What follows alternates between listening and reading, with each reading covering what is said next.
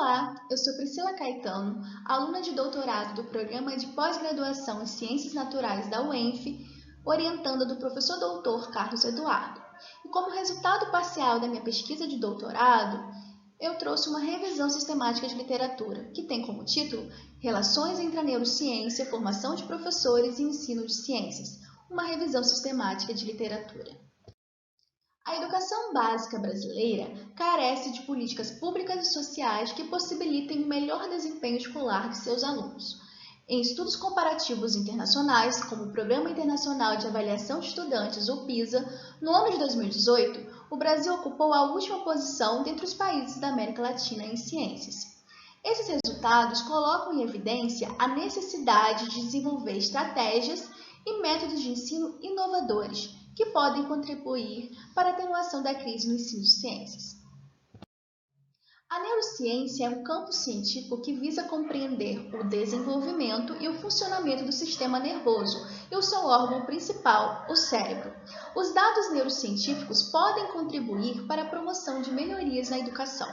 Desse modo, esse trabalho tem como objetivo compreender as relações entre a neurociência e a formação de professores de ciências, investigando suas possíveis contribuições para o ensino de ciências.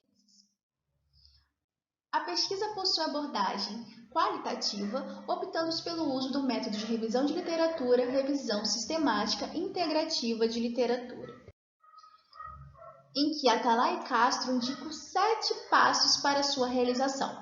O primeiro passo envolve a formulação da pergunta, para posteriormente ser utilizados os termos descritores e a localização e seleção dos estudos em bases de dados. Terceiro passo envolve a avaliação crítica dessas publicações, utilizando-se de critérios de inclusão e de exclusão. Desse modo, no quarto passo, é realizada a coleta de dados e a categorização dos estudos para serem analisados e apresentarem os dados. No sexto passo, é realizada a interpretação desses dados. O sétimo passo envolve o aprimoramento e a atualização da revisão. Seguindo essas diretrizes propostas por Atalay Castro em 1998, a revisão bibliográfica foi guiada pela questão: quais as relações existentes entre a neurociência e o ensino de ciências e as possíveis contribuições apontadas por estes estudos à formação de professores? Em seguida, foi realizada a pesquisa dos termos descritores neuroscience or neuroscience and sciences, tanto nas línguas inglesa quanto em português, em 3 bases de dados, Cielo, Scopus e Google Acadêmico. Para a seleção dos estudos a serem inclusos na revisão de literatura, foram estabelecidos critérios de inclusão e de exclusão, como, por exemplo, a seleção de trabalhos sobre neurociência e ensino de ciências, trabalhos sobre neurociência e ensino, inclusos trabalhos sobre neurociência e formação de professores, seleção de trabalhos sobre neurociência, ensino de ciência e formação de professores e os trabalhos publicados entre 2009 a julho de 2020.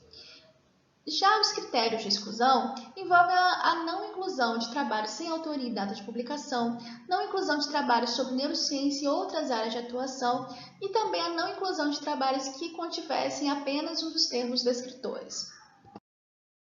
Desse modo, das 377.445 publicações encontradas nas bases de dados adotadas, foram selecionados apenas 30 estudos, de acordo com os critérios de inclusão e de exclusão. A partir da leitura prévia dessas publicações, elas foram agrupadas em 4 categorias de análise.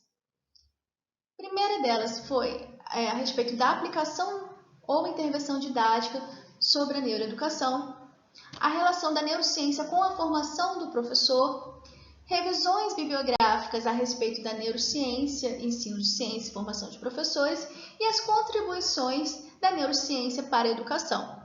Nessa figura, nós podemos observar o quantitativo de estudos categorizados por base de dados, em que o Google Acadêmico foi o local onde foram encontrados a maior parte desses estudos.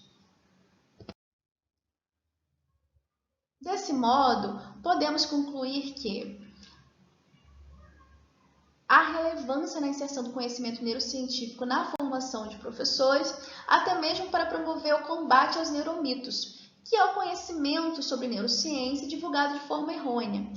além também da oferta de múltiplas estratégias didáticas e da valorização dos conhecimentos prévios do aluno, visto que podem facilitar a ocorrência da aprendizagem e que cada aluno contém a sua especificidade, a sua forma de aprender diferente de outro aluno. Ainda assim, a pesquisa sobre a temática no Brasil é incipiente. Apenas 0,5% da amostragem corresponde a publicações nacionais, o que indica a necessidade de incentivo e investimento em pesquisas nesta área, incluindo estudos empíricos, podendo resultar em impactos positivos no sistema educacional brasileiro. De forma geral, essas publicações revelam que a alfabetização neurocientífica de professores permite considerar a aprendizagem de forma individualizada, valorizando os sujeitos de aprendizagem e as suas diferenças na aquisição do conhecimento. Então, utilizar a neurociência na educação é um conhecimento necessário e urgente para a formação docente. Essas foram as referências utilizadas em minha apresentação. Gostaria de agradecer ao IFE, ao ENF, à FAPERJ, CNPq e CAPES.